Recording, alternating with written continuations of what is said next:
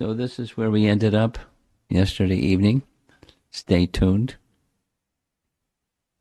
We're going to do a little mini review at the beginning of this presentation so we can be focused on the solution. And once again, this is the topic. There's respect is the cure for the disease of envy, and the disease of envy has a way of blocking the power of bhakti. So we want to get rid of that disease, and respect is the principle, is a primary means. So what we heard yesterday, a little bit of review, according to the verses that we covered in Canto 3, Chapter 29, Explanation of Devotional Service, Kapila Dev has explained that there's pure devotional service and there's that which has the power to obstruct our experience of pure devotional service, and that's envy. 4 times he repeats in differing degrees. The Lord is the unobstructed view is the Lord is in every living entity, and therefore we respect every living entity. Vishwanath Chakravarti Thakur and Jiva Goswami, in their commentaries on these 4 verses, 21 through 23, they are describing these 4 stages of envy. Here's the 4 stages of envy. Avagya, looking down on others. Upeksha, avoiding others. Dvesha, active hatred or envy that's more intense. And then finally, criticizing others. Avamanina, or ninda, meaning essentially the same thing, criticizing others. So the teaching that we heard is, it may begin, this envy feature may begin mild, but still within the heart of a living entity. Now, here's an important teaching. The important teaching is, we've taken birth in the material world, which means we have a body, and the fact that we have a body is like a flag. It's like I have raga and dvesha within my heart, and therefore I have a body. So it's already there, to differing degrees. And this avagya is something that is common, is a disease that's common. Here's a very interesting way. We didn't see this yesterday, but this is an interesting way of summarizing these 4. So the first one, the avagya. Someone may be religious, but their worship is more of a show. That is, initially, we, practitioners of bhakti, want to practice devotional service sincerely. However, over time, the initial taste may disappear and is replaced by something external, that is, the doing externally but not acknowledging that Krishna is within the heart of every living entity, which is a major theme in the whole chapter, or a major theme of what pure devotional service includes. The second is when that envy becomes magnified, then we may practice, but it's likened to pouring ghee on ashes. There's no result.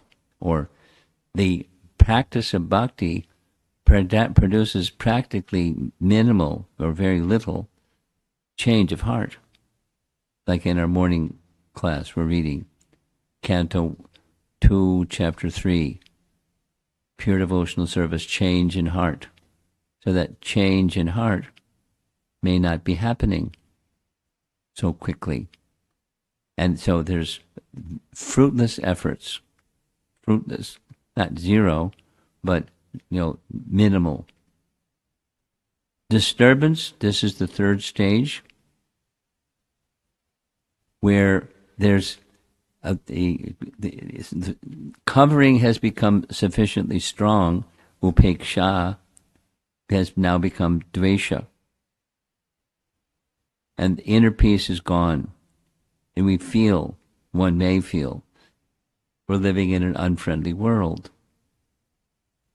Our external is aggressive, and then we may feel everyone's our enemy, and no one likes us, and we're standing alone. This alienation we're going to hear going forward in time is taken directly from the verses that we're going to be hearing today. There's a nature of this impurity. Now, the purpose of this afternoon session, or the second session rather, is what's the cure? What's Kapila is going to teach us? And then when we're in the final or darkest stages, there's Krishna may have abandoned us, and we're vulnerable to hostility. And so we vilify those aggressors. So here comes the beginning part of Kapila's solution. The problem has been identified. The goal is also identified. The goal is pure devotional service with its characteristics we heard yesterday. And then there's a process to get to that goal. And then there's obstacles that tend to block the effectiveness of that sadhana. And now comes the cure of envy. So here we go. We're going to start, remember we ended 21, 22, 23, 24, and to amplify, there was verse 25. That's where we ended. Now, we're starting with 27, which means we're going to circle back and discuss 26 later. But notice the color coding in the Sanskrit of this verse 27. There's Maitri, that means making friendship with the devotees, and seeing non-difference between one living entity and another living entity, abhinena, chakshusha, and then dana and mana. So dana and mana we're going to hear more in the purport to this verse, but here's the translation of the verse. Through charitable gifts, that's dana, and attention, mana. I mean, this is Prabhupada's translation of this verse. Attention, offering respect, mana, as one may, amanina mana dena, they're offering respect and not expecting respect in return. That's Chaitanya Mahaprabhu's use of these terms. Mana, paying attention to someone who's in a superior position, being charitable to those who are in a lesser, being mana, or attentive to those who are peers or superiors, as well as through maitri, friendly behavior, and by viewing all to be alike. Abhinena chakshusha. One should propitiate me, who abide in all creatures as their very self.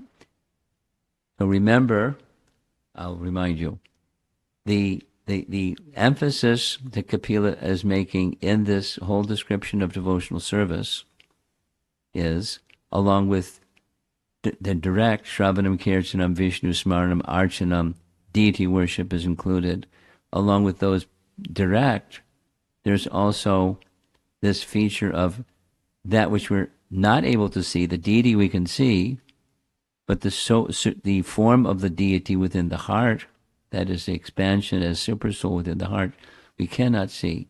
But don't neglect, although we cannot see, because otherwise there can be offenses made, or not pleasing Krishna as a result. So here is propitiating me who abide in the heart, right in all creatures as their very self. So Krishna is advising, or Kapila Deva is advising, how He is pleased by these four things. So we'll see the four things again. Friendship, giving in gifts, dana, mana, offering respect and attention, viewing all to be alike. These four things. We're going to hear substantially about these four things going forward. Here's a part of Prabhupada's nice purport. It should not be misunderstood that because the Supersoul is dwelling within the heart of a living entity, the individual soul has become equal to him, called Mayavad. The equality of the Supersoul and the individual soul is misconceived by the impersonalist. Here, it is distinctly mentioned that the individual soul should be recognized in relationship with the Supreme Personality of Godhead. The method of worshiping the individual soul is described here as either giving charitable gifts or behaving in a friendly manner, free from any separatist outlook. So what's a separatist outlook? Not seeing, seeing distinctions that separate this group from that group or me from other people, and that's the separatist. Bina Drick. We'll hear that from verse number 26. But we're on 27. The impersonalist sometimes accepts a poor individual soul as being Daridra Narayan, meaning that Narayana, the Supreme Personality of Godhead, has become poor. This is a contradiction. The Personality of Godhead is full of all opulences. He can agree to live with a poor soul or even with an animal, but that does not make him poor. Then, carrying on with the purport, there are two Sanskrit words used here, mana and dana. Mana indicates a superior. Dana indicates one who gives charitable gifts, or is compassionate towards an inferior. We cannot treat the Supreme Personality of Godhead as an inferior who is dependent on our charitable gifts. When we give charity, it is to a person who is inferior in his material or economic condition. Charity is not given to a rich man. Similarly, it is explicitly stated here that mana, respect, is offered to a superior, and charity is offered to an inferior. The living entities, according to different results of fruitive activities, may become rich or poor. But the Supreme Personality of Godhead is unchangeable. He is always full in six opulences. Continuing. Treating a living entity equally does not mean treating him as one would treat the Supreme Personality of Godhead. It's an important concept, an important behavior. Treating others equally. Compassion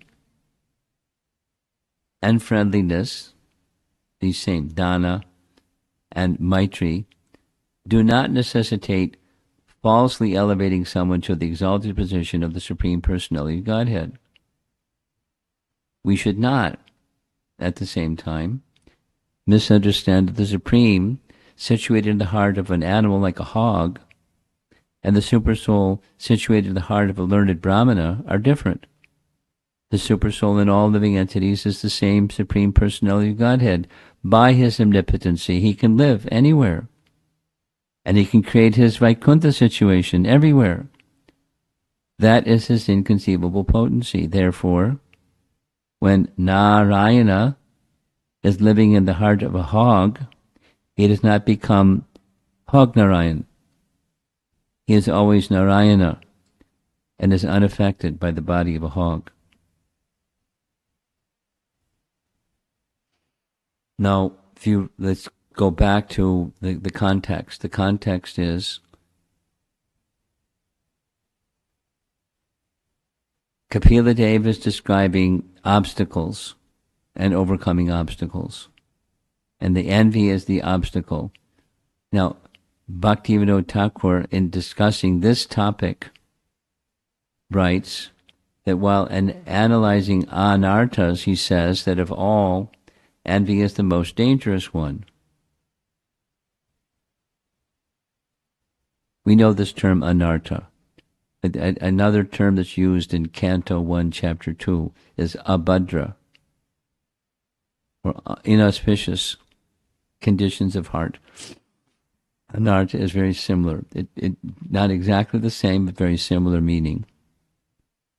So of those things that are anartas or unwanted, envy is the most dangerous. Here's what Bhaktivinoda Thakur writes. Why is this so? Because envy is completely opposite to love. As long as there is envy, one cannot develop love for Krishna. They are incompatible. So we want to get rid of that envy, or the incompatible feature. We want to love, and Krishna happens to be everywhere and in everything. Therefore, loving Krishna and hating anyone or anything else is totally contradictory. So we want health. We want pure consciousness, our healthy state of consciousness. This is Rajneesh saying the same thing. Drop envy and jealousy, otherwise there's no possibility, because love cannot exist where envy and jealousies exist. Same message as being presented here. This disease of envy plunges us into the ocean of material existence. What is that? Icha dvesha samutena dvanva mohena. So we've heard that verse, now we're hearing it again. Bhagavad Gita verse, Krishna is saying, all living entities take birth in this material world overcome by these two things. Desire and hate. Icha dvesha. The envy plunges us into the ocean of material existence. To obtain love of God, one has to get rid of this disease of envy. It's very simple, very straightforward. Therefore, in the Srimad Bhagavatam, it is stated, Paramo Nirmatsaranam Satam. Some of you may recognize that phrase. It's the second verse of the entire Srimad Bhagavatam. And what does this mean? Paramo is supreme, Satam is the truthful, Nirmatsaranam is one who is 100%, 100% pure in heart. This Bhagavatam, is, the verse says, 112, this Bhagavatam is composed for those who are Nirmatsaranam Satam. Paramo Nirmatsaranam Satam. So, those persons who are in that condition, that's the healthy and natural and desirable condition. And the Bhagavatam is for such persons. That is, they can relish the subject matter of Srimad Bhagavatam, especially because of that Nirmatsaranam. They're pure in heart. But supposing you're not pure in heart, and if you do have that pure heart, you can understand what Srimad Bhagavatam means and love Krishna. Before you all came and this class began, we spent an hour and a half with devotees in China discussing the Kaliya Leela. And a very wonderful part of the Kaliya Leela is when Krishna is in the coils of the Kaliya serpent, the transcendental love of the resident of Vrindavan goes through the ceiling. Their love intensifies and intensifies and intensifies and intensifies in ways that look like and sound like the description is a negative emotion. But it's a loving emotion being amplified and accelerated in a very wonderful way. So who can understand that? Only one who's a devotee, paramo nirmatsaranam satam. And otherwise they're not going to understand it. So to understand Srimad Bhagavatam is to understand and love Krishna. That's where our topic is. Now here's a nice chart on the left, like a graphic. And this is from Bhaktivinoda Thakur. And his teaching is these of anartas, or unwanted things, there's a root cause. And the root cause is avidya. I'm going to go a little bit away from this topic, but it's the same topic, or a different way of describing this topic. Come on in. There's lots of room in the front row. Everyone likes the back row, but... Hare Krishna.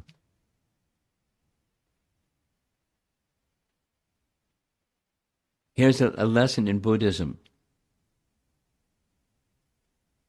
The root cause of suffering is desire. The root cause of suffering is desire. If you want to become free from suffering, become free from desire. How do you become free from desire? Two main things. One, live a life of goodness, starting with ahimsa. Don't kill animals. Nonviolence. And other mode of goodness, characteristics of life, cleanliness, truthfulness, austerity, simplicity, etc., etc. Mode of goodness, life. Second, mindfulness or meditation, extended meditation. Not just, for 15 minutes or an hour, or for hours and days in your lifetime dedicated to mindfulness.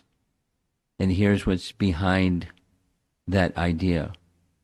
The teachings of Lord Buddha, along with the practice, is he doesn't speak against the soul. He doesn't say there is no soul. He doesn't say there is a soul. He doesn't speak about souls. He speaks about consciousness, which we understand means soul. But his explanation of consciousness, interesting, very short. It's the moment. Because the past is gone, the future hasn't happened yet. All there is the moment. Consciousness is moment to moment. So be in the moment. Be in the moment. Be in the moment. The next moment, be in the moment. Be in the moment. And practice at being in the moment. And when you become really good at being in the moment, guess what? You go beyond the moment. And what's beyond the moment? Liberation. Or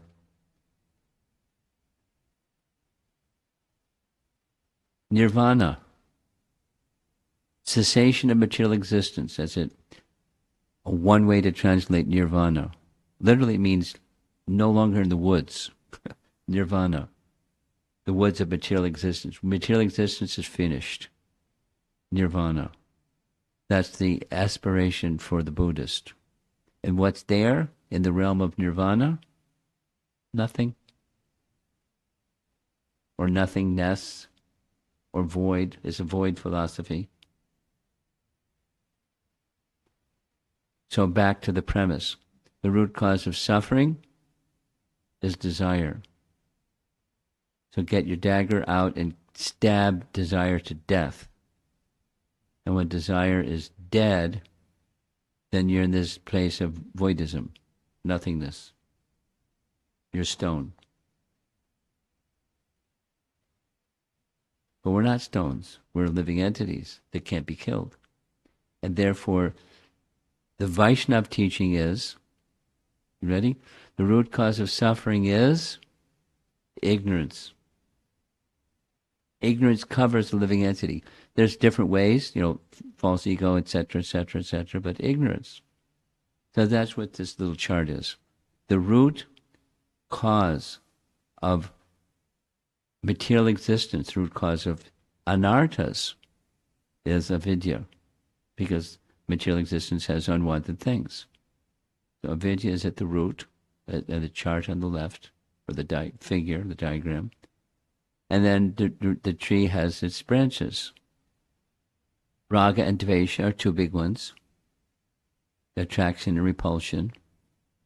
And then he, Bhaktivinoda Thakur, identifies there's many other branches, but abhinivesh, deep absorption in trivial pursuits, is one way of translating or giving a definition of abhinivesh. And asmita, conceited, egoistic pride. That's the tree of avidya, of unwanted things.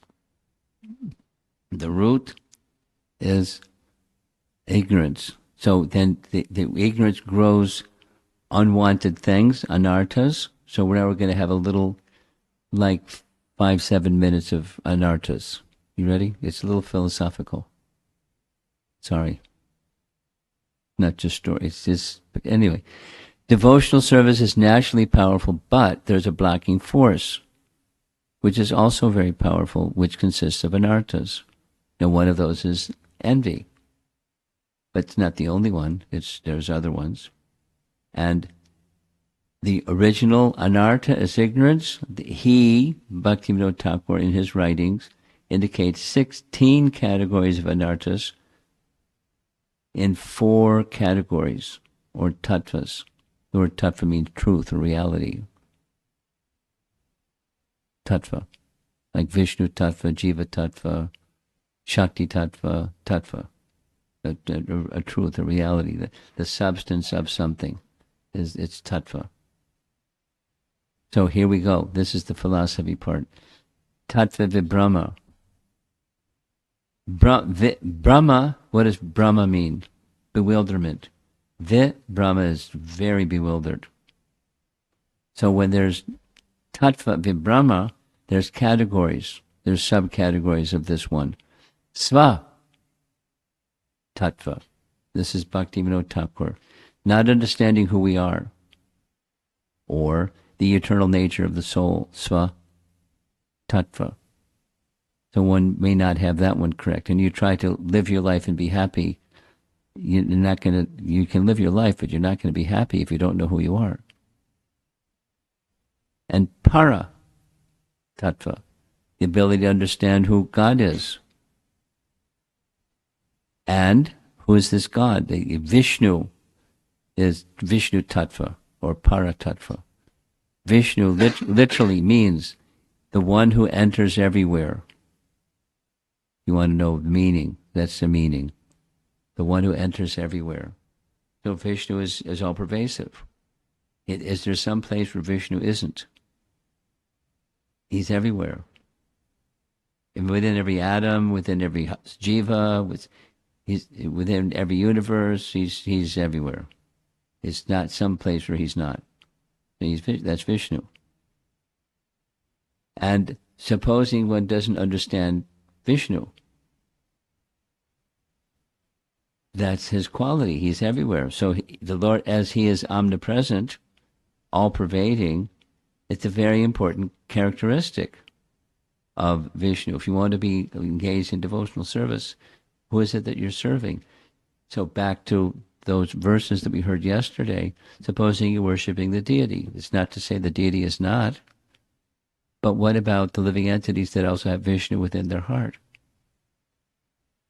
And supposing you respect the deity, but you're disrespecting, by not respecting, it's a form of disrespect. You would just ignore others because the deity is it. That's everything. That's a problem. It's a covering. It's an anartha. We'll still remain in ignorance if we don't realize this para tattva or Vishnu tattva. Then sadhana tattva. Supposing you don't understand how to get to what the goal is. Spiritual practice is derived from understanding the nature of the soul and God. Yes? Sambandha Gyan. We've all heard these terms. Sambandha Gyan. Knowledge of the relationship, sambandha, of all things from the source. So Vishnu is the source, and many things come, including all jivas. So there's a relationship between the jiva and the source. But if one doesn't know that, then how are you going to have proper sadhana? And sadhya means the goal. Supposing I don't have clarity about the goal. These are the four. Let's just say the names. Sva, tattva, para, tattva, sadhana tattva, and sadhya tattva.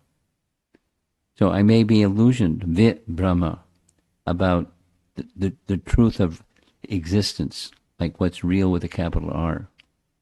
Supposing I don't know, then that can be a problem in getting to the goal. Now there's four categories. So here's a little bit further about Tattva Brahma. I hope you don't mind. This is a comparison between Lord Chaitanya and Madhvacharya. You know who Madhvacharya is because he's got two fingers in the air. And he's very strong and powerful. So he taught Dvaitavad. Dvaita, Vada means doctrine, the doctrine of two-nesses. So here a little detail. It's not on the text on the screen here, but there he taught what consistently Pancha Bheda.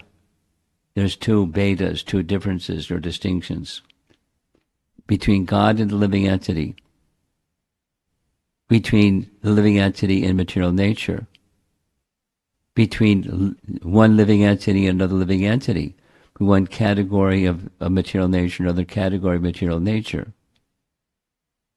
There's another. There are differences everywhere.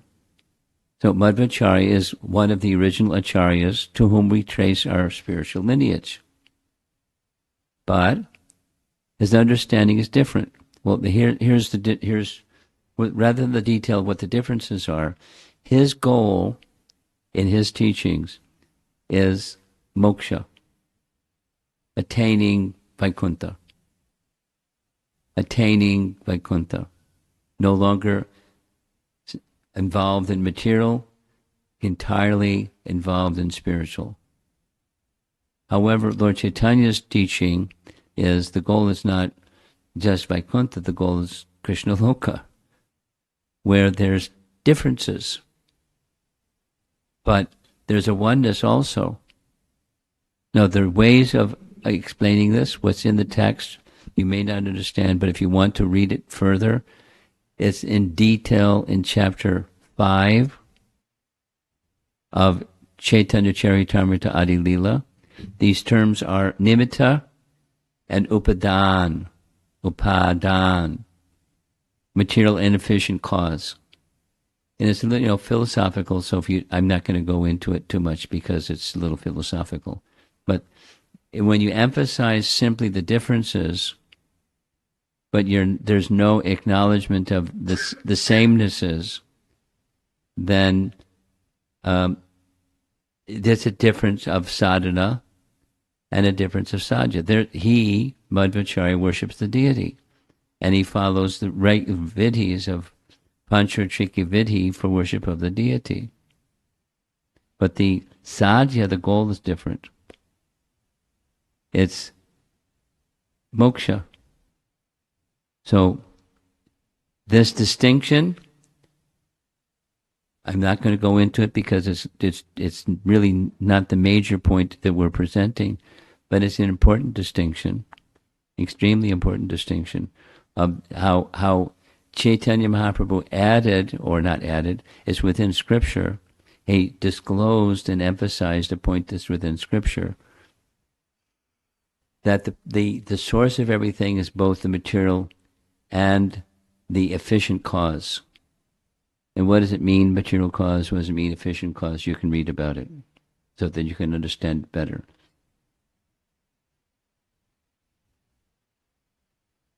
So that's Madhvacharya, and then Bhaktisiddhanta discusses the Sri Sampradaya. Maybe some of you are more familiar with Sri Sampradaya. They have these different, this is still Tattva Vibrahma. They have they have 5 tattvas that they adhere to. The sva, that's our own intrinsic identity. That's clear. Para, swarup, similar. The Lord's identity. And the Lord's identity in their teaching is Vaikuntha, Narayana. In Vaikuntha, he is the supreme living entity. And Purushartha, swarup. So there's a goal, there's artha, something wanted, and there's Purushartha, the supreme goal, the highest goal. They have that idea also. And then there's methods of achieving that highest goal. Upaya, swarup. It's identified very clearly in Sri Sampradaya. And there are things that are obstacles to reach that goal. And if we have a misunderstanding of what the obstacles are, we're not likely to reach the goal. Because we may be doing something we think is what we're supposed to be doing, but it's something we're not supposed to be doing. Or something we're supposed to be not doing. So we need all 5. The Sri Sampradaya indicates these 5 basic truths. And their goal is also Vaikuntha, or achieving Narayana. Very important to understand what is the offense that blocks our devotional service and what the nature of aparadha. So it's, the root is ignorance, and then there's branches of that ignorance.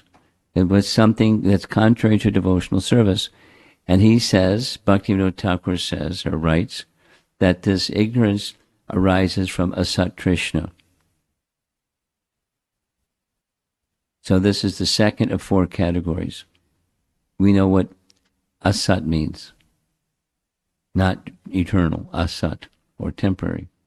And Trishna means thirst. Krishna, Trishna. It's thirst for Krishna. Trishna, thirst. And Asat Trishna is not Krishna, Trishna. Desire for something material. Or asat, unreal. If we don't understand who we are, this tattva vibrahma, we don't understand who we are, what reality is, then naturally we're going to desire something unreal. Or something temporary, limited. Naturally. It's by default. If it's not this, it's that. If it's not light, it's dark. If it's not a 1, it's a 0. It's just by default. And what are those asats? Material enjoyment, heavenly enjoyment, liberation, mystic powers. And they're all in the category of asat. These desires stand as impediments between the Supreme Lord and our goal. Or our goal and us. Then there's aparadha. And the aparadha is an offshoot, because we heard a little bit about aparadha already, because of this Trishna for the temporary. We have a thirst for material enjoyment. We develop philosophies and practices that help us get the limited and temporary. And naturally, there's aparadha. There's examples and examples. Why? Because we want to enjoy something, and someone comes in our way, and they're in our way, so we offend them. It's like children playing in a sandbox. It happens. In one child and another child, and there's a dispute because someone got in the way of how I wanted to do it in the sandbox. And then life, it is when one gets older. Because of thirst for enjoyment, we develop an offensive attitude. When we understand that we are servants of whom? Servants of the Supreme, servants of the Lord in the heart, servants of the deity, we're servants of the Supreme Lord. This offensive attitude is completely against the spirit of enjoyment. So here, again, this is Bhaktivinoda Thakur going through this list of aparadhas and the different subdivisions. Nama aparadha, Seva aparadha, Vaishnava aparadha, and Jiva aparadha, 4. We've heard all these. Jiva aparadha, maybe you've heard last. Jiva just means offending other than a Vaishnava, just, somebody that's not a Vaishnava. Is it possible to offend somebody? Yes, it's possible. And that's one of the descriptions. Somebody may not be a Vaishnava, and I'm a worshiper of the deity, and I just ignore them because you're not a Vaishnava. That's not pure.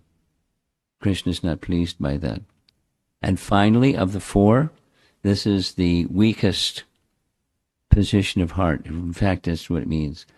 Hridaya means the heart, and Dor Balyam. Bala means strength, and Dor Balyam is weakness. Hridaya Dor Balyam, weakness of heart. Of the four, this is the grossest manifestations of anartas within our heart. And there's the beginning. I have this desire to be an enjoyer. And raga or icha. And that's ignorance. And then it becomes grosser, and the grosser is an offensive attitude. And then it becomes weakness. And here he gives, you don't have to memorize all these terms, it's just to give you a picture. Just like, 30,000 feet looking, here's the landscape. Tucha Shakti. This is this attachment to trifle things. Remember the term abhinivesh? Attachment to trifling things? Here we go.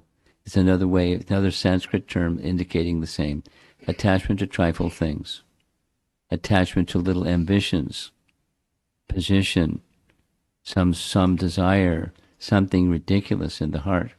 And it's possible that one can become fixated upon that, getting that little something.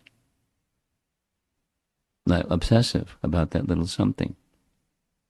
And when you analyze the attachments, the greatest attachment we have in our heart is the offense of someone that did something to us. The retaliation. So then when that happens, there's this kutinati, the phrase it's found in Chaitanya Charitamrita a lot. One becomes a criticizer of others. You want some examples? Here's a nice example. Madhavendra Puri, who is a very important person in our disciplic line, was the first to go from the line of Madhvacharya in the direction of spontaneous devotion. And when he went in the direction of spontaneous devotion, some of his disciples, like Ishwara Puri, also imbibed that same mood of spontaneous devotion and shared it with Chaitanya Mahaprabhu, who became Ishwara Puri's disciple. But there was another disciple, Ramchandra Puri. And Ramchandra Puri saw and heard the behavior of Madhvacharya, and he started to criticize him, Kutinati. And Madhvacharya, hearing this criticism of his spiritual masters, he said, look, I don't want to see you again. Go anywhere you want to go. I just don't want to see your face. If I die seeing your face, everything will be ruined. Go where you like. And so he did. And he carried that Kutinati spirit with him to the next place. He just went from place to place, trying to find fault. When he found a fault, he would criticize that somebody. So one of the places that Ramchandra Puri went, eventually, he went to Puri. And when he visited Chaitanya Mahaprabhu, he couldn't find any offense. So one day, there were some ants crawling around on the floor in Gambhira. And Ramchandra, there's a nice painting, he's pointing to the ants. See, you're eating too much. You're eating too many sweets. The ants have come here to get those sweets. That's why there's so many ants on the floor. And looking at Mahaprabhu just criticizing, there was no fault. He wasn't eating sweets. But somebody has a propensity, they'll find something even there's nothing. Deceitful behavior, kuti, deceit. That's one. There are different examples of kuti, kutila.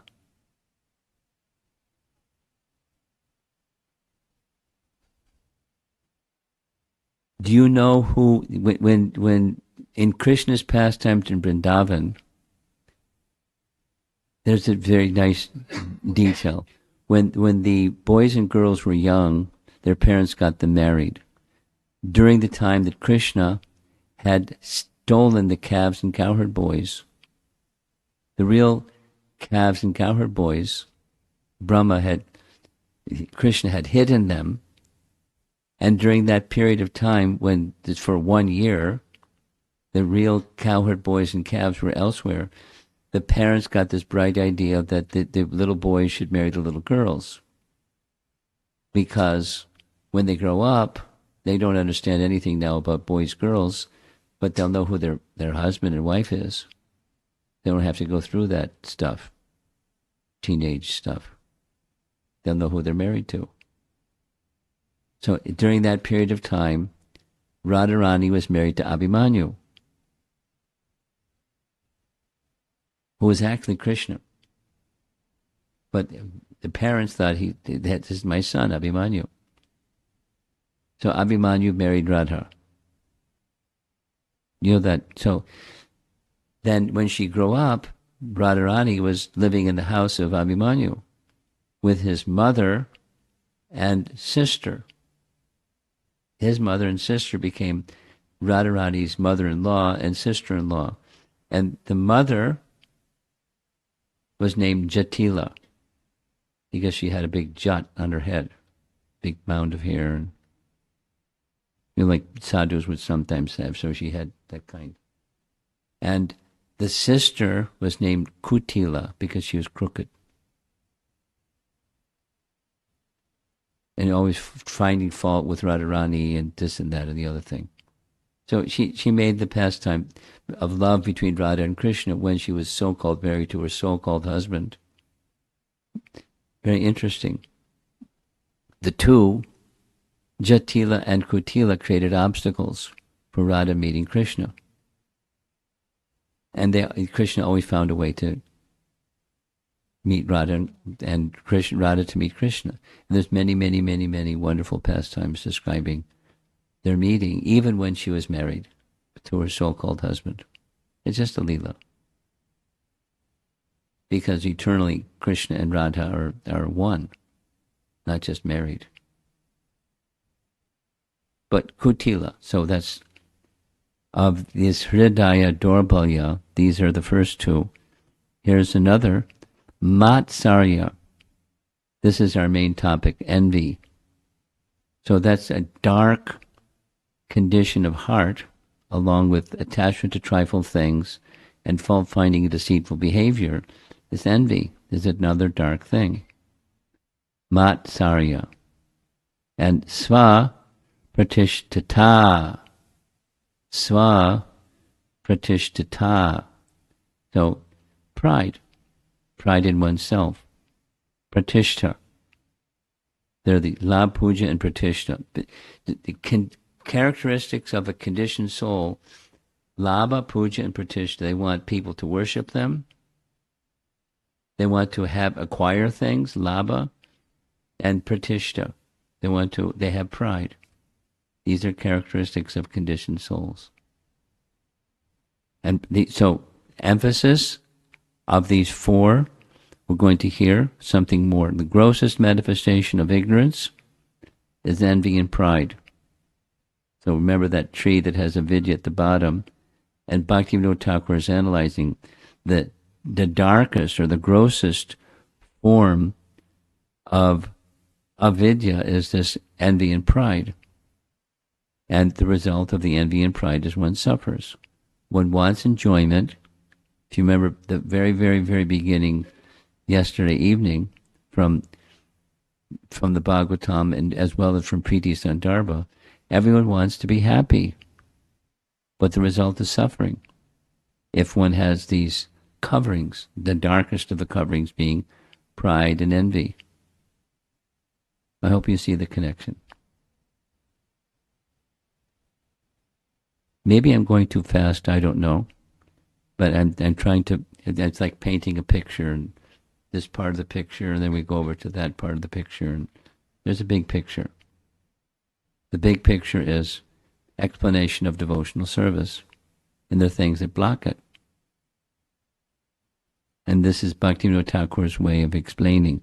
Here's Jiva Goswami discussing the very same topic in his Bhakti Sandarbha, the very same topic.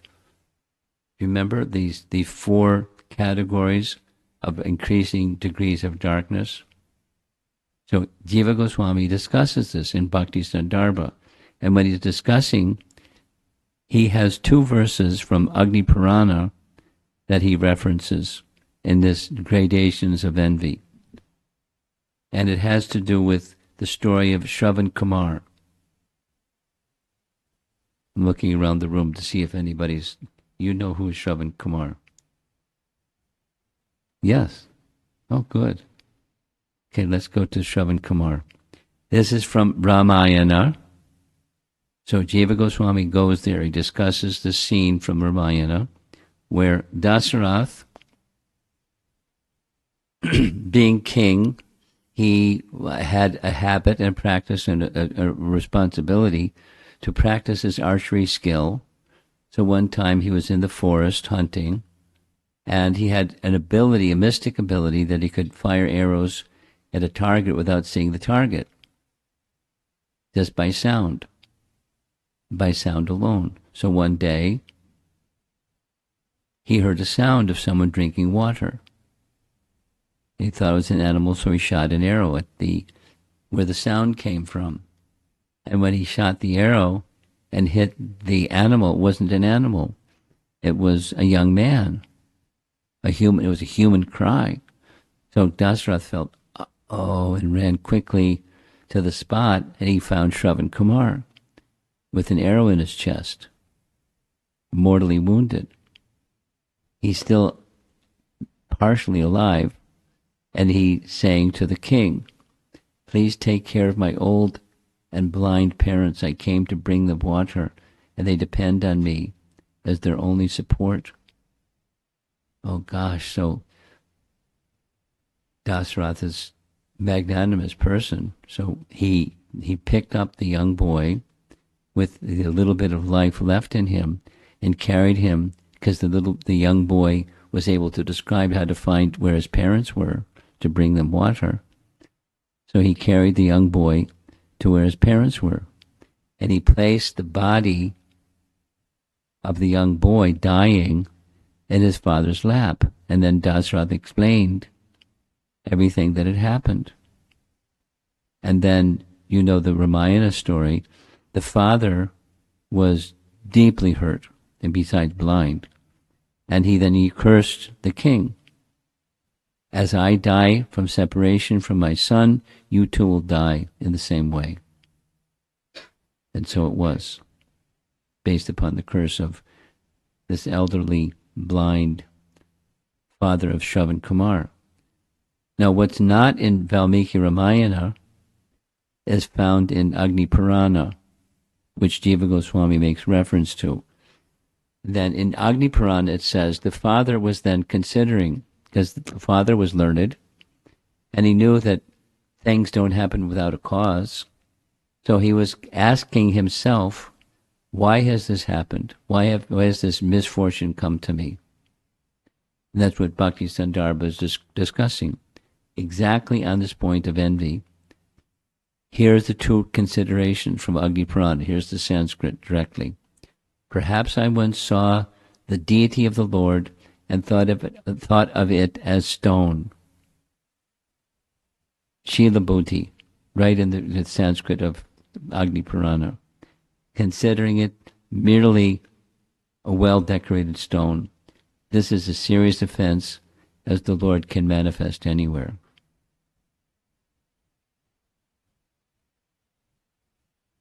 That may have been the cause. I saw the deity as if stoned, which is a serious. By offending the deity, this misfortune came to me. Then another, straight from Agni Purana. Perhaps a Vaishnav once came before me, decorated by signs of Vishnu, Bhakti, Tilak, etc. And at that moment, I did not pay obeisances in my mind and respect him properly. Here's the reference. Jiva Goswami is bringing this reference because I didn't respect him properly. I was not respecting properly is disrespect. Say it the other way. Proper respect nullifies disrespect. It counteracts envy, which is a product of disrespect is a product of that envy. So properly respect. And then what's that proper and what's respect? Those are good questions. What's proper and what really is respect? But the main point is, from Jiva Goswami's writings in Bhakti Sandarbha, the father of Sravana Kumara felt this may very well be the reason why this misfortune came to me. So supposing in our lives some misfortune comes to us. I mean, sometimes, not always, but sometimes misfortune comes to us. And we may not have a clue as to the cause, but there can be a cause. Likely there's a cause. And there are two things. This is an important teaching. According to Bhakti Sandarbha, according to the teachings of our scriptures, even shadow bhakti, abhas bhakti, has the power to nullify prarabdha karma. So sometimes if misfortune comes, devotees may say, it's just my karma. But that's not correct. Because even abhas bhakti has the power to nullify prarabdha karma. What's prarabdha karma?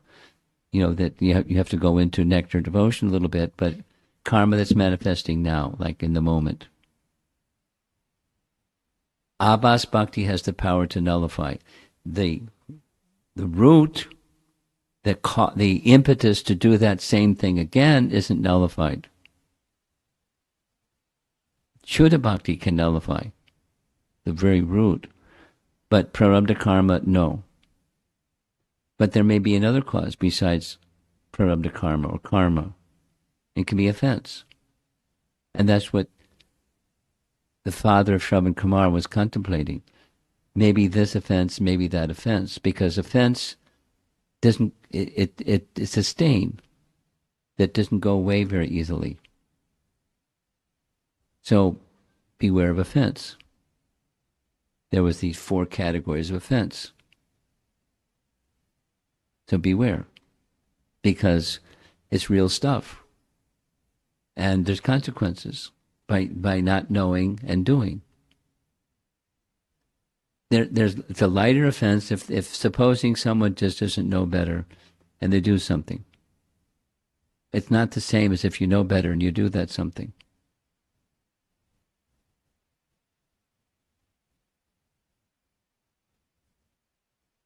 Still, like Prabhupada's example, constant example, fire burns.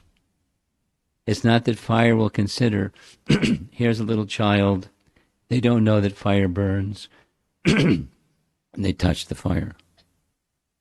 The fire doesn't consider, oh, he's just a little child, I won't burn him. Fire burns.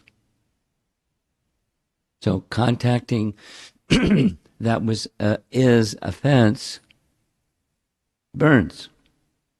It's just a law of nature. There's lighter, yes. There's heavier, yes. But it's serious business.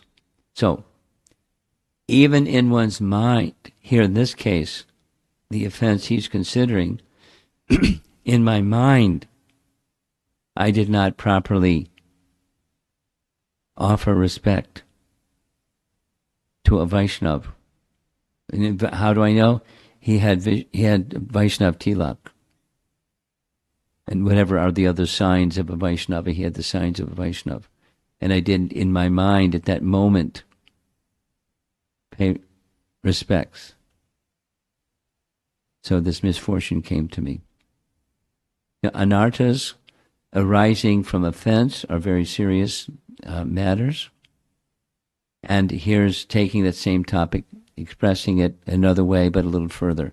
Here's a nice painting of a devotee worshiping a deity. God appears in front of us in two forms, a deity and a devotee. If someone is trying to serve God, we should treat him on the same level as God, not as God, but with respect. So this Agni Purana reference, Jiva Goswami, that's his explicit Bhakti Sandarbha commentary. Supposing, so saying in his mind, supposing you pass in front of a Vishnu temple or a Krishna temple, you may not go inside and offer your obeisances to the deity, but in your mind that respect should go. And it's cultural, yes, but it's a principle more than just a cultural point. Here's another verse from Mahabharata. Here's the Sanskrit. The pure same point. The pure person who does not disturb others, just as a father is compassionate to his son, quickly gains the mercy of the Lord. So, does not disturb others. This is Maitri.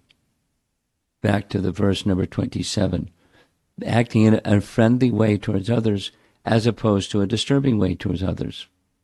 So as a father has affection for his son, as a little boy may be, who knows, be a little in a disturbed condition because his father didn't give him a lollipop or something, I don't know.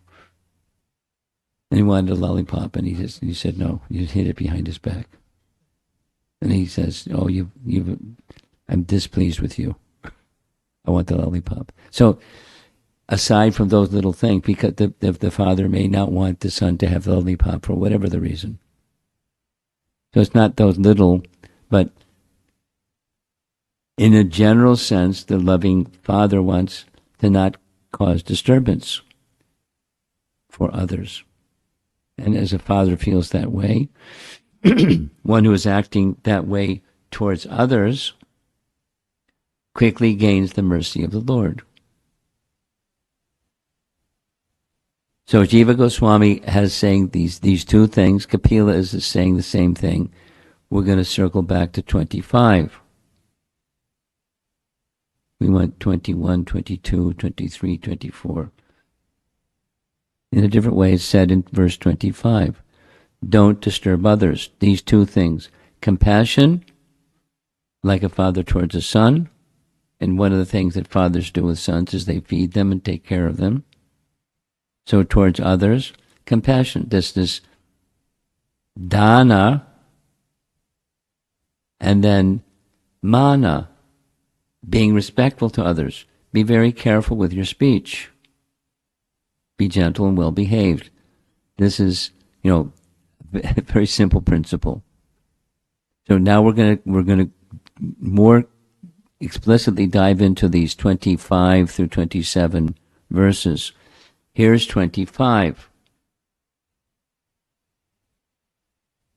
In 4 verses, he's saying worship without respecting living entities who have the Lord in their heart. That's pretense. But now in verse 25, immediately after those 4, he is encouraging deity worship. Performing his prescribed duties, one should worship the deity of the Supreme Personality of Godhead until one realizes my presence in his own heart and in the hearts of other living entities as well. Interesting? How long are you going to have to do your deity worship until you come to the state of worshiping the deity. The deity is in your heart and in the hearts of others. Until that comes, worship the deity.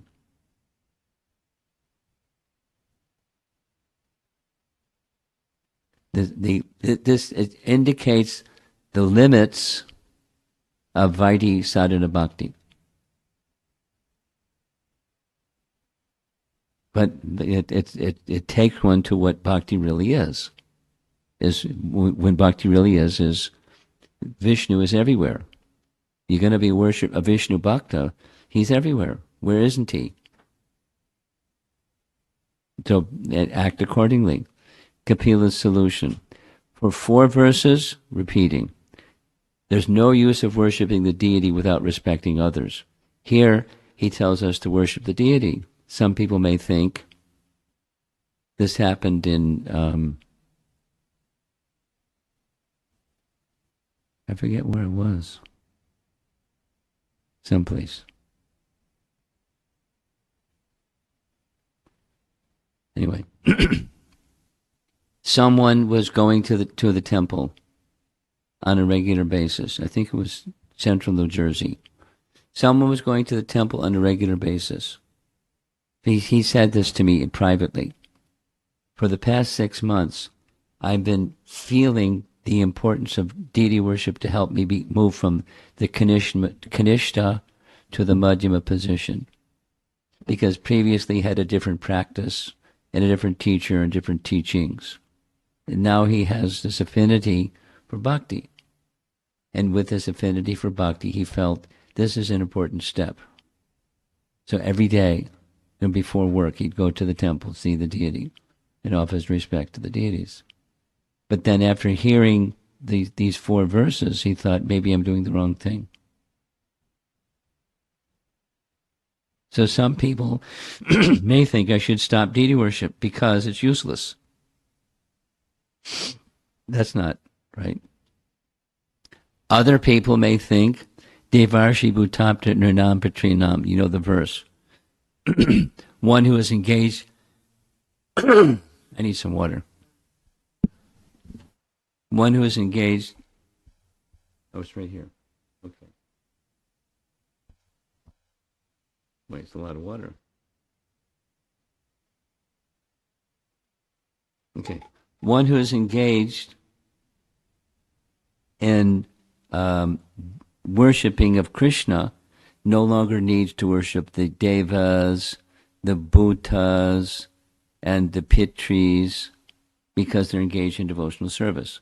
So someone another wrong idea is I can give up my other duties, just worship the deity. Both ideas are not the right idea. Here's the right idea. Deity worship while doing swakarma krit. Swa karma krit, my occupational duty. Swakarma krit. Krit, you perform your prescribed duty. And always think of Krishna. In conjunction with your deity worship. And in this way, it can help one come to the position of understanding Krishna is in the hearts of all living entities. That's Kapila's teaching, verse 25 of this chapter. Very important. Limits of Vaidhi Bhakti, and it's so that we can see Krishna in the hearts of all living entities.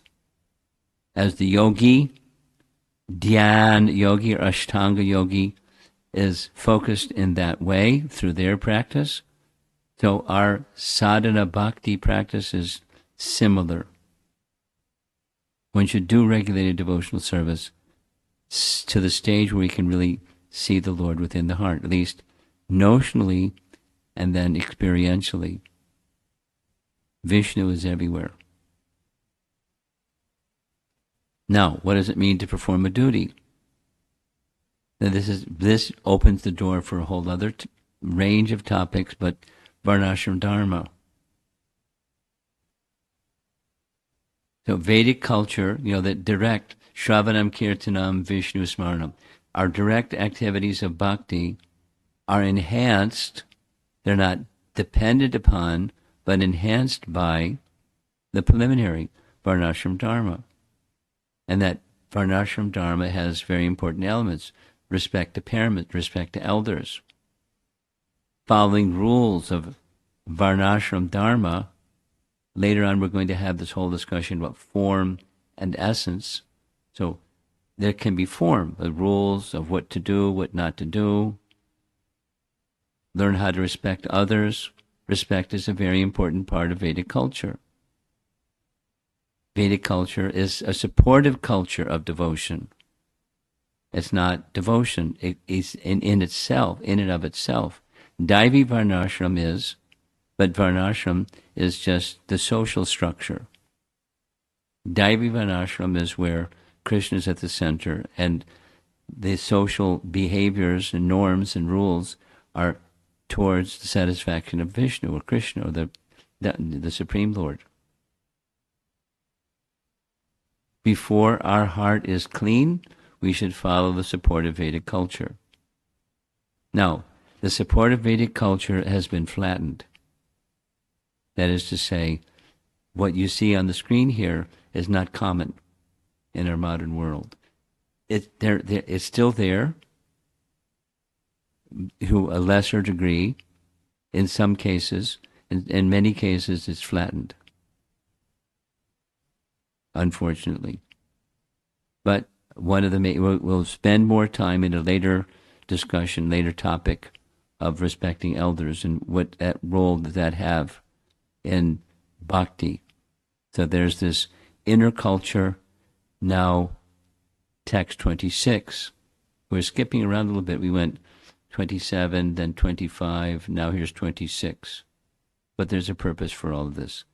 You'll see in the Sanskrit, notice in the third line, bina, drisha, or drisho. And then mrityur. It's right in the translation. And then odaram. And odaram, the word for word in Prabhupada's Bhaktivedanta text of this chapter 30 to 29, canto 3, is body. But the literal meaning of odaram is belly. You know, the verse in Upanisha Amrita, there are 6 pushings. Vajo Vegam, Udarapasta Vegam, the belly, the tongue, the belly, the genital. Those are the first 3 in that list of nectar of instruction.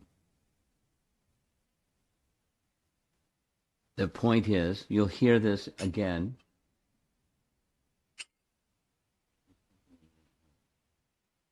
Thank you.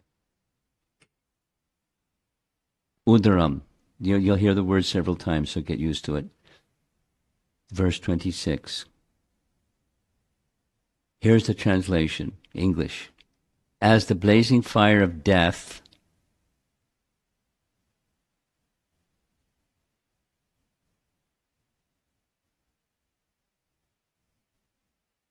I cause great fear to whoever makes the least discrimination between himself and other living entities because of a differential outlook. This is his bina drisha. We'll explain. This is an inner culture. Prabhupada has given a literal translation. Udaram literally means stomach. So, taking that literal meaning, we differentiate between our stomachs and other stomachs. My stomach is better, is more important than yours. That I give stuff to my stomach is more important than charity to others that may also need something for their stomach. No, commonly, at least how the training that I have heard, Prabhupada explained in the Varnashram system, there are 3 ashrams that are to be maintained by one ashram. The grahastas are to have employment because they have families. And then the brahmachari, the sannyasi, and the vanaprastha are eligible for receiving charity or are to be maintained. by the grihastas. That's the system, the social structure. But supposing I'm a grihasta and I don't give charity to others, I'm valuing my stomach more than others. So therefore, charity must be dana. Same. That's verse 27. Now we're going back to 26. I will come to you as blazing fear and terrible death. Right in the verse 26. So two basic elements. Feed others like yourself. Respect everyone, and especially senior persons. The Binadrisha, we'll hear more. How to cure the envy of our heart. Remember, this whole session is Kapila Dev's remedy for the problems of the obstacles in the heart. How to follow the supportive culture that helps cultivate devotion. Simple things. Feed others and respect everyone. So there's an elderly fellow, and he's feeding this young boy. And then the elders, the other persons assembled are respecting the elderly person. So it's just, that's culture. The culture of curing the heart of envy. It's a varnashram principle, but it feeds into the bhakti principle. Main problem, once again, those two branches, raga and dvesha, attachment and hatred. Attachment or attachment inversion. We're attached to our enjoyment. We have hatred to all impediments to our enjoyment. Hatred to competitors or those that block our enjoyment. So the Vedic culture gives us the cure, these two things. The cure for raga, focusing on the charity part, or specifically even the eating part, because everyone has to eat. The cure is to feed others before feeding ourselves. In Vedic culture, my understanding is, it's one of the things that wives do. They make sure that their family is fed before they eat. It doesn't have to be everyone can sit at the table and they have their meal together, but it's the mood that others are to be fed first.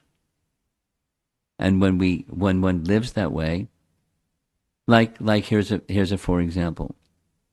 Supposing in a temple there's cooks, or in any function, not just a temple, there's a gathering. Like we just had this, 3.5 day thing in Naperville, and there's a cooking department. They call themselves Govindas. They just do catering for things. They took care of all the cooking. And they made sure everyone had sumptuous, and then they sat down and had. And guess what they felt? Satisfied. Not only the people liked it, they were satisfied by people liked it, but they took last. And that was just fine. They didn't cook and then go eat and then serve out the prasadam. They didn't even serve out the prasadam. Someone else served out the prasadam. They did the cooking. It's just a principle. And it's a principle that fosters love. Or it's an antidote for raga. Happiness comes. Just like feeding others after cooking. Then you take. Our material raga is controlled by feeding others first. We put our stomach before others, then raga increases. So it's not just feeding poor people. That's a nice thing, but it's not. The consciousness is more than just the charity feature. You're a well-to-do person, so you give a donation to a charitable organization that feeds people that don't have. There's nothing wrong with that, but it's incomplete. It stays on the material platform. And there's a way to move it beyond the material platform. It's the cultivation. Let me do that which enhances bhakti and causes cure for raga, and then cure for dvesha, respect of others, behave in a humble and gentle manner. In Vedic culture, I'm going to spin out a little bit. Is there anybody in the room that doesn't speak Hindi? You all speak Hindi? Anyone that doesn't speak Hindi? You all speak Hindi. You don't speak Hindi? Oh, okay. You understand. Okay, I don't. I don't do either. But I'm bringing up a point that's Hindi related, and then we'll go Sanskrit related, because it's the same point. In Vedic culture, the husband and wife address each other in a plural way. There's Hindi language that's plural. There's Hindi language that's singular. And in a plural way, here's an example at the bottom. In Hindi, aap is used instead of tum. And one is plural, and it's respectful, as opposed to one that is less respectful, like you might address a younger person. There's an older person, and there's some, everyone's attention is on little kids because they're little kids. But there's the older person. So the older person is addressed in one way, the younger person is addressed in another way because of their position, elder, younger, superior. So at least I'm not, I don't speak Hindi, and I'm not part of a Vedic marriage, but at least in tradition, the husband and wife address each other in this plural way as a sign of respect. So even if they have some disagreement, that helps keep the disagreement from becoming escalated. And, worse is, some hatred or violence, or, the heavier degrees of envy.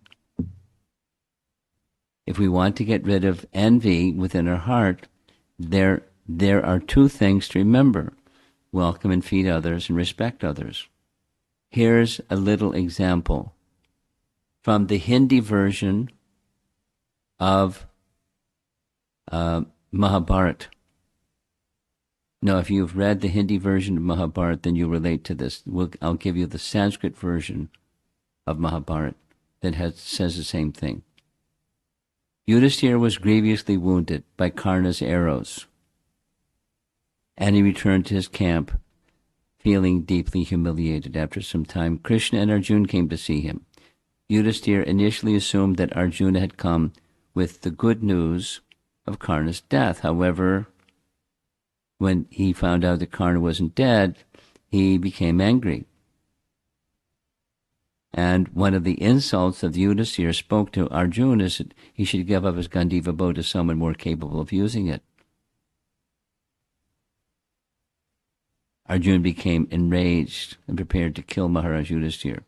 Now, one of the classes towards the end of this whole visit is going to be details and more details on this exchange. But it's from Karna Parva of Mahabharata. So Maharaj Yudhishthira said like this, and Arjuna became irate because he had taken a vow: if anyone speaks badly about my military skill, and specifically that I don't deserve having Gandiva, I'm going to kill them. I've taken a vow. At that moment, Krishna restrained Arjuna and narrated a profound teaching on when vows should be upheld and how truth should be applied with wisdom. So he said, you've made a vow, uphold your vow. But you can't kill Yudhishthira. But here's what you can do. You can insult him. Because for one who has once been honored, dishonor is worse than death. You've heard that one before. So go and insult him. And that way you can maintain your vow, but without killing him. But you've killed him. So that's what he did. And he said some really heavy things. And when Krishna specifically instructed Arjuna to address him as tu instead of ap, because that's a disrespect. And then he said many other things that were disrespectful. And then after you finish, you go fall at his feet and beg forgiveness.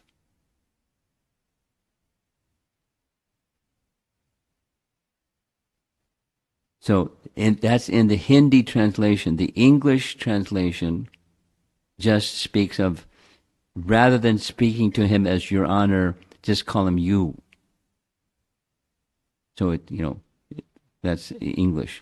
Here's the Sanskrit version, and there's details. If you're interested in the details, these are particular verses from the Sanskrit version of Mahabharata. Yudhisthira, O great king, does not deserve to be slain, nor, O Partha, can your vow be destroyed. Therefore, insult him in this manner by a light act alone. For honor of the virtuous, while living is dearer than life itself, he whose honor remains is said to live. By dishonor, one is said to die. There's no doubt about this. This king has always been worthy of honor, and by you especially, address him as Tvam, Sanskrit, O mighty armed one, and know him thereby to be slain. That's the Sanskrit. Then there's the English, and then there's the Hindi, but you get the idea. So this Tvam is singular or familiar or inferior. So after insulting Yudhisthira, Arjuna felt terrible. He wanted to kill himself. But Krishna said, no, you can't kill yourself. What are you doing? This is against Dharma and this and that. You want to kill yourself? Go praise yourself. That's killing yourself. So he did. And after he did, he felt terrible. Krishna had to restrain him. Anyway, there's more. We'll do this another time. So again, verse 26. Emphasis on mana and dana. Mana, respect elders. Dana, give charity and food.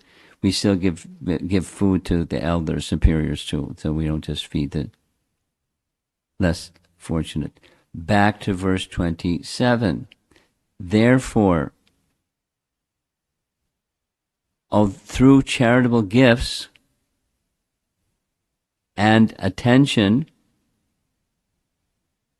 dana and mana, as well as through friendly behavior, maitri, and by viewing all to be alike, one should propitiate me who abides in all creatures as their very self.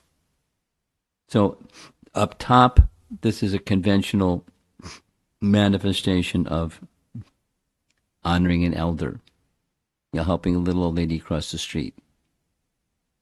But, one can do that just out of courtesy, and one can do that with a sense of honoring the Supreme Lord who's within the heart. And then there's teachings, we're going to hear that tomorrow, about what comes from this root of respecting elders.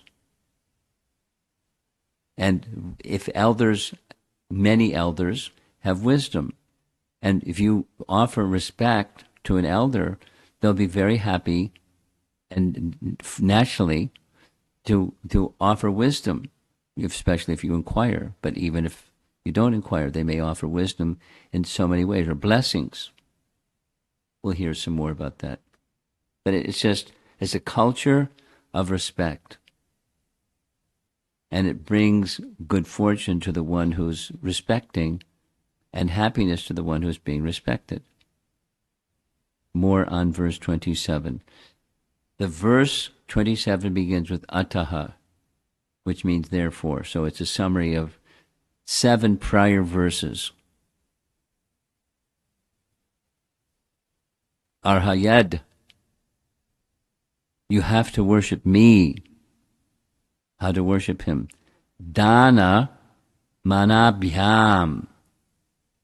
Don't discriminate between yourself and others. Look with equal vision. Don't be a separatist.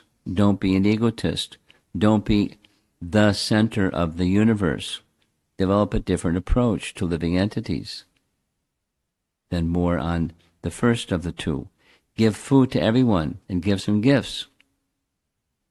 It's amazing how people are pleased when you give them something. Unexpected. Give them something. In a genuine way. I'm going to tell a little story. It's a memorable story. Some years, something like 20 years ago. I don't know how old the little girl is, but I flew all the way from the U.S. to Singapore to visit some devotees that were at that time students at the University of Singapore, NUS, National University of Singapore. So when I got there, it was a long flight, and I was exhausted. But it was, the flight arrived at like 2 o'clock in the morning or something like that, and it was like, phew. So they brought my luggage into the room where I was staying and took a shower and was putting on my dhoti, and a knock on the door. This little girl, maybe 4 years old, just barged in the room while I was putting on my dhoti, and she wanted to give me a gift. And the gift, so the mood shifted to her enthusiasm, and the gift was a string of beads that were plastic beads of different colors and different sizes strung together. She couldn't wait. This is like 3 o'clock in the morning. She stayed up all night to bring this gift. And it was so many years ago and such an insignificant thing, but it's still in my mind. And I don't know where the girl is now. She's probably in college or out of college and married and who knows what. But that impression was certainly significant for me, and probably significant for her. Maybe not. I don't know. But it's a gesture. The giving of a gift is a gesture that makes an impact. It can be it doesn't have to be something big, big, big, big. If one has the capacity, big is fine. If it doesn't have the capacity, depending on circumstance, whatever it is. And it's part of Vedic culture. It's like coming for the deity and you bring a gift. Or you have exchange with others and you have it's culture. Dana. Sometimes we give some fruit to a completely unknown person. The reaction is amazing. They don't need the fruit, but they receive something from you or from another person. There's just there's no price to it. There's no reason for it. It's a gift, and it can be insignificant, a piece of fruit. Maitri, develop a friendly spirit. Don't see others as competitors. There's a very nice story. You can hear a very nice story of someone that I'll tell you the nice story later. In some places in India, there's this natural kind of friendliness between persons. Although in the West, it's rare that people even say hello. There's a nice example. There's a separate slide for this, but when Prabhupada had ill health from his travel across the sea, and then later he had a third heart attack, and the doctor that treated him said, Swamiji, you're going to have to exercise at least an hour every day, and if you don't, you're not going to survive the fourth. So from that point on, Prabhupada went for morning walk, as busy as he was, for 1 hour every day. Generally, he liked going to parks. He liked an atmosphere that's different and pristine. And so devotees that know their area, they would take him to this, that, and the other park. And then Prabhupada would be very entertaining and charming when going through different parks. I have some nice experience of Prabhupada stories with visiting different parks. And one time he was in London. So there was no nearby park, so he just was on the street of London. And as he was walking down the street, he wouldn't say Hare Krishna to people. I mean, they were noticing him, elderly sadhu, walking down the street in a dhoti and tilak. And Prabhupada would say, hello, good morning. So the devotees asked Prabhupada later, why is it you were saying hello, good morning instead of Hare Krishna? And Prabhupada said, because if he said Hare Krishna, people would think he was a sectarian fellow. But if they say, I say hello, good morning, they'll say hello, good morning, and then by their reciprocating, their devotional service has begun. Nice. He was just interested in not proselytizing, he was interested in engaging people in devotional service in a practical way. And that was a practical way. I like that story. And this is Vaishnava culture. Respect everyone. Feed everyone. Be friendly and courteous to everyone. This is a painting from Chaitanya Charitamrita. I'm going to tell the story, and I think I have to end because of time. It's already 20 minutes before 9. And I haven't ended, but I'm going to end. The painting is depicting a scene from Chaitanya Charitamrita where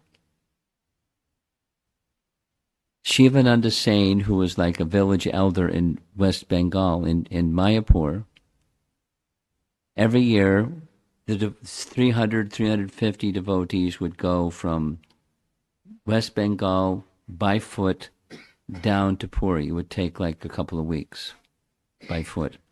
And along the way, Shivananda Sain took care of toll crossings because there were different kingdoms and different Muslim rulers because they were ruling over India at that time.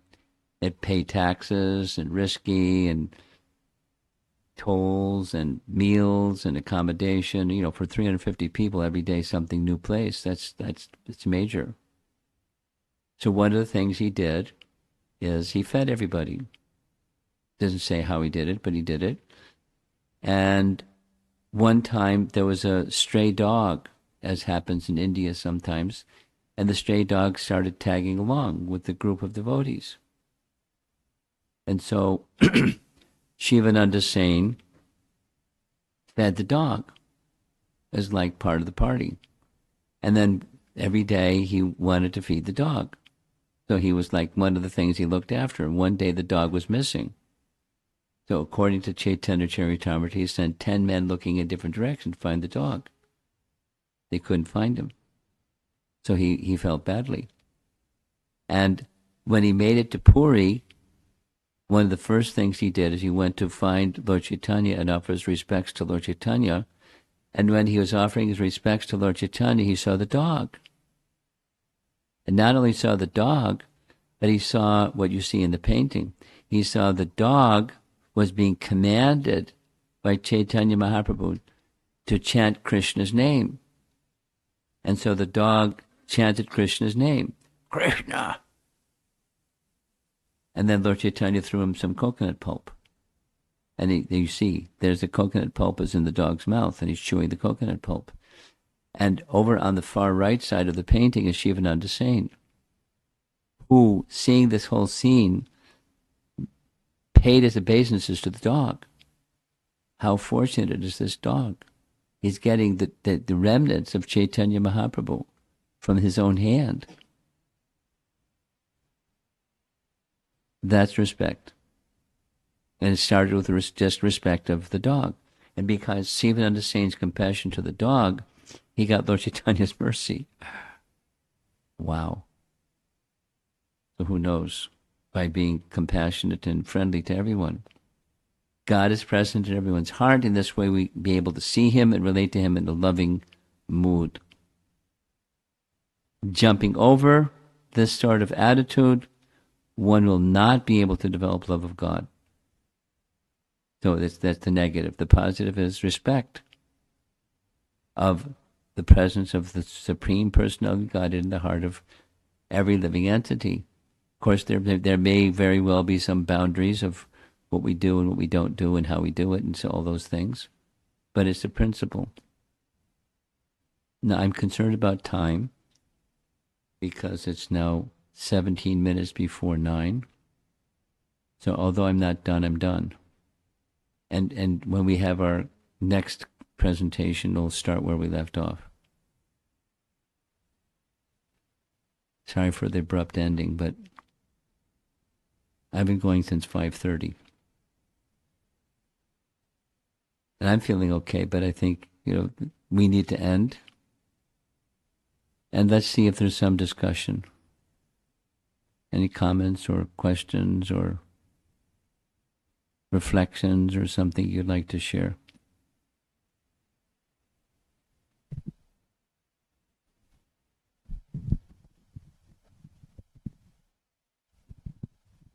Hare Krishna Guru Maharaj. Today's class, it was very lot of serious thoughts that I was thinking about it, which when you talked about all that aparadha that we come across unknowingly, especially with the Sravana Kumar story that you shared. I was just thinking about it, even though King Dashrath knew he did unknowingly and went and begged for the forgiveness, but still he got the curse, and that worked on him also. So that all like this, we are learning a lot of things from this story, kind of in our process of sadhana bhakti. Unknowingly we do a lot of aparadha and mistakes, so that's kind of little scary to know, but also it's a learning. It's an eye-opening and lot of learning for me, how to give that respect, and also the first class started with just to worship the deity but ignoring others is a strong point that just went into my mind from the first class. And today also you touched that point, and then in one of the slides you mentioned that but still you have to do the deity worship until we realize that. That's a heavy point too. Yeah, it's like the. Okay, so rather than review everything I spoke, what's your question? So it says until we realize that we should we not do Vaidhi ignore Sadhana the Bhakti others. until you reach the fruit of Vaidhi Sadhana Bhakti. So we still make, within that period of time frame, it's been a lot of years, we may not realize, so we'll make an offense unknowingly, which is kind of little scary. That is one of the question. What's that? What's the question? So how do we... You're making a statement. What's the question? How do we avoid that unknowing thing? How do you avoid a knowing? By knowing. And then consciously move. Hang on. We have tendencies, and then there's moving towards knowingly doing something other than those tendencies. The tendency is the darker side. And knowingly move towards. And then we can't do it on our own. We need mercy. Then comes the blessings of superiors. So those two things. Knowingly moving, but on my own I can't do. I'm a conditioned soul. But I can try. I don't lay back and say, Kesara Sara. I try. But I'm limited. And then I seek blessings. And that's what this thing of respecting superiors. We'll hear. Just stay tuned. You'll hear. Sure. How by getting blessings, one can be protected from such tendencies. Okay. And one more question. You said since our Vaishnava ethic is like, even though we see a lot of temples, especially in India, when we are going to one place, so we come across a lot of temples on our way. So even though we don't go inside, as you mentioned in the slide, that we pray from outside. But my question is, it's not only the Vishnu temples, we come across other deities also, especially in South India, like Lord Ganesh, Lord Yeah. Muruga, and all that, like Shakti, and It so. depends. So, but still, we can, as a Vaishnava, we can Yes. respect them Yes. from through our mind, right? Yes. Instead of ignoring them. That's right. Okay. Sure. Thank you, Maharaj. I mean, here's an example. One example. Because it's part of a Leela, but when Lord Chaitanya got in the vicinity of Puri and the horizon, they could see the dome of the temple in Puri. There's a bridge that crosses over a tributary of a river. And it's a bridge that has 30 arches. It has a name for the bridge. He stopped there and he crossed the river. He handed his danda to Nityananda because he wanted to offer his respects at a temple of Lord Shiva, Kapiteshwara Mahadev temple. And then when he came back, his danda was broken. So, but as an example, he went to visit and offer his respects. This is Lord Chaitanya in the presence of his followers. There's other examples. Yes.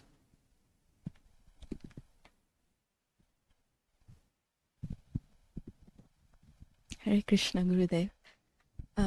I was just contemplating on deity worship. So when we do deity worship at the temple, after offering every paraphernalia, we also offer paraphernalia to the devotees. Is that the idea behind that serving the Lord within the hearts of the devotees? Yes, but there's other purposes that accomplished at the same time. It's prasad. In different ways. The flower, the fire, prasad. The water.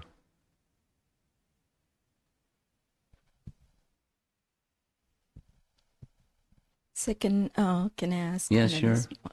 So Mataji was asking about other gods offering respects. I was also thinking, like, when we are respecting superiors, so these are gods are definitely superior. Yes, And yes.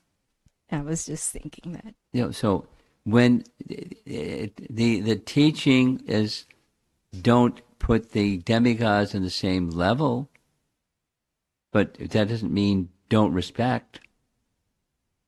We respect even an answer, what to speak of others, exalted persons, but we respect them. But what form does that respect take? It's not the same as worshipping a Vishnu deity, but respect in different ways. And we place obviously we place more emphasis on Krishna temple or a Vishnu Murti temple. Naturally so. We're Vishnu Bhaktas. But at the same time, don't disrespect. Thank you, Maharaj.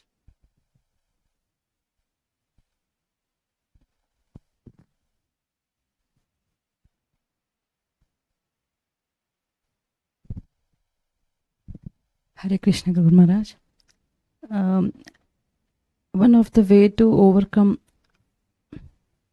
raga is to serve food to others before we have it. You said something like, if you pay to some charitable trust where they serve food, does that overcome our raga, Guruji? Yeah, it's a principle. Okay. And but there's many ways besides what you described. There's many ways. It's just a charitable gift. Okay. But food is one charitable gift. So it's not the only. That's just like this little girl and her string of beads. It's a gift that touches the heart of someone. And There are cultural ways of doing this. There's conventional and cultural ways of doing this. Thank you, Maharaj. Yeah.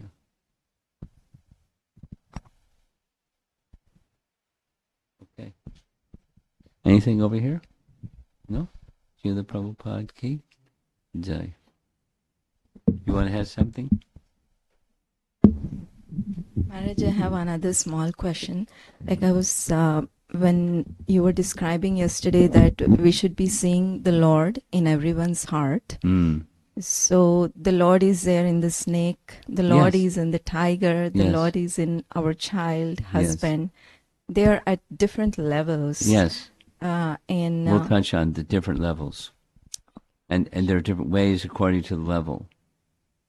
But you know, what's the level? There's the outer, and then there's the inner. The inner, the main differential is consciousness, levels of consciousness.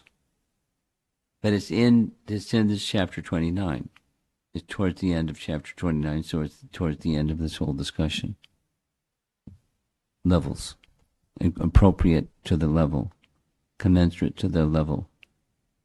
Not only the form, but the principle. Okay.